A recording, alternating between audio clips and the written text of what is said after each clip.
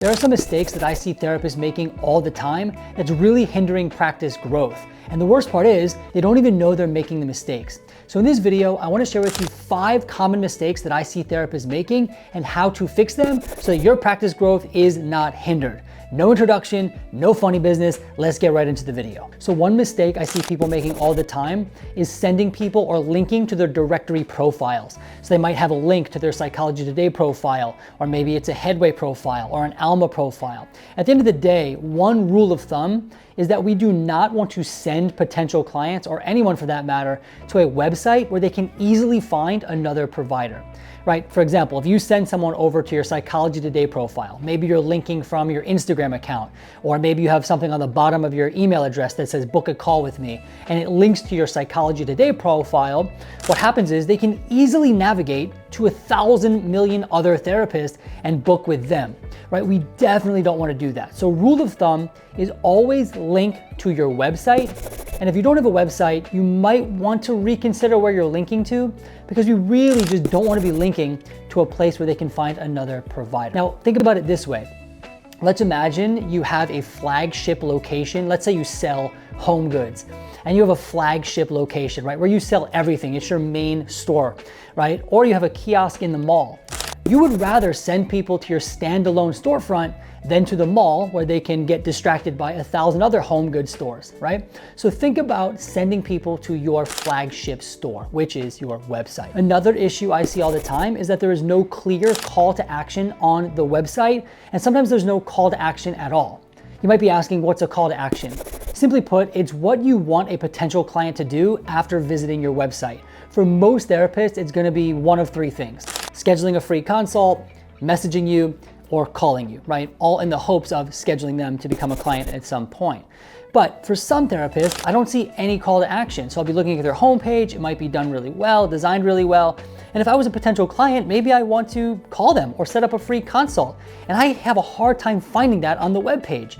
It should be bold, front and center, really bright button that makes it really obvious what someone's supposed to do next. And if I can't find it and I'm fumbling around the page, I might get frustrated and actually come off the page and find somewhere else, right? Or it's confusing, right? So maybe there are a couple buttons. Maybe they have a message me, a call me, a text me.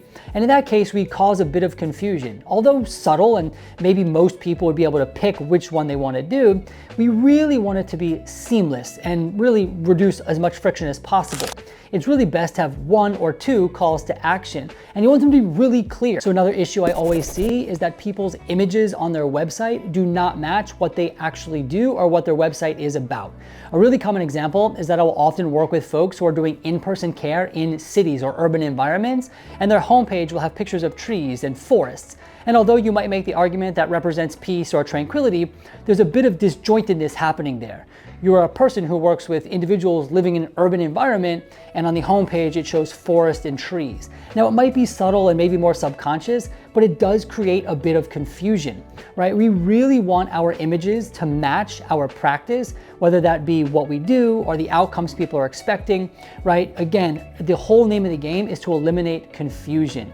And when it comes to images, it's not just about your preference or what you like, but it's also about creating clarity. And so people know that when they land on that page, they know exactly what you do and what you're about. The other thing you want to think about is that you want images to display people experiencing the outcomes they might expect after working with you.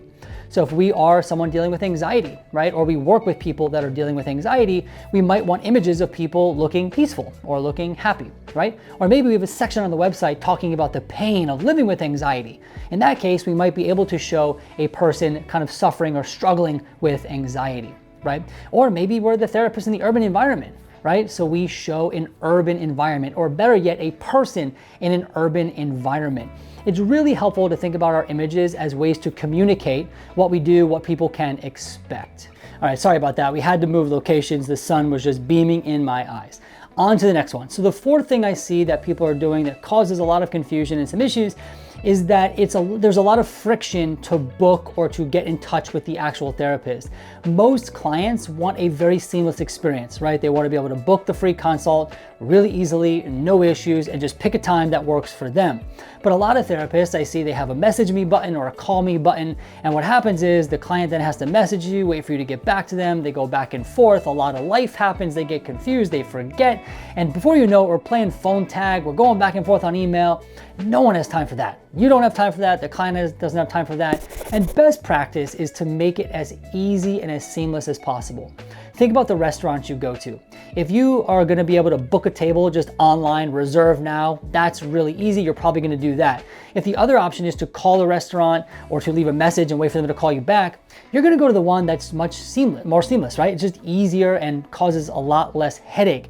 And so we want to think about our practices the same way. Now, a lot of people will kind of push back on this and say, well, my calendar always changes. It's inconsistent. I like to have control.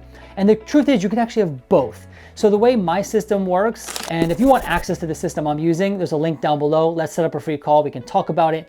But the system, essentially, you pick a window of time, right, where you want it to operate. So let's say it's 8 to 4. And then you can sync your personal calendar, your clinical calendar, all your calendars. And so what happens is that one booking calendar extracts only the available time slots around all the other calendars you're managing.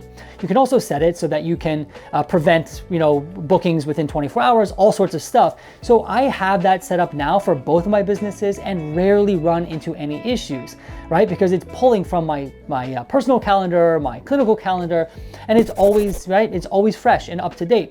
And at the same time, it makes it really easy from the client's perspective. They just come on, pick a time that works, and we're good to go. Again, rule of thumb is reduce as much friction as possible. If it's between you and another provider and they can easily book with that other provider, they might go there instead. So reconsider, think about how you can make that booking experience as seamless as possible. Another issue is that people do not have an FAQ or pricing section on their website. Now, ideally you'd have both, but you can also just have your prices incorporated into your FAQs. And FAQs are critical. There's two things that they do. One, they inform people, right, of different things about your practice. So you don't have to hop on emails or phone calls to answer the same question over and over. Where are you located? You take insurance, that kind of thing. So we're informing people about our practice, saving us time for having to answer those questions over and over. The second thing is we can use our FAQs as a way to qualify potential clients. What do I mean by that? So if you're a provider who wants to go cash pay, in your FAQ section, you can make it really clear that you only are cash pay and you don't take insurance. That way, as soon as someone reads that, they'll know that that's who you are, that's what your practice is like, and they won't call or they will call. Or maybe you only work with a particular population or demographic. We can make that really clear in the FAQ. That way, when someone reads that, they know whether or not you could work with them or you couldn't. And so what we're doing is we are increasing the quality of the people who call us. I don't mean quality like, oh, the good person, bad person, obviously, right? Quality meaning, are they the ideal client that we can work with, right? We want people that we can work with calling us, so that way we don't have to waste time on phone calls with people we can't help and vice versa. And that has a twofold benefit. One, it saves them time, the therapy seeker, right? Because no one wants to bother people either, right? I don't want someone to reach out to us and they're looking for care for their children when we only do adults. I don't want them to feel like they're wasting their time. So it helps prevent that. And then it also saves you time as well as the therapist. And so ideally, if we have a very well-written FAQ, and we're thinking about it not only as informative, but also as qualifying potential therapy clients, then we're gonna have some very qualified leads that do call. When they call, they're gonna have read that, hopefully, and almost be ready to book right away. All right, so I totally forgot, there's also a bonus tip as well.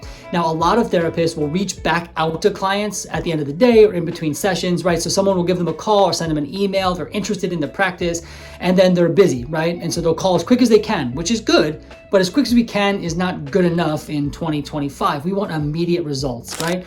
So to have a system that automates messages is going to be absolutely critical. In our practice, we have a system where if someone calls and we don't answer, it immediately texts them back, right? Or if they send us an email or they, I just said call, right? But if they send us an email or reach out to us, we have a text and an email going out within seconds. It's personalized, right? But it's also automated and triggered.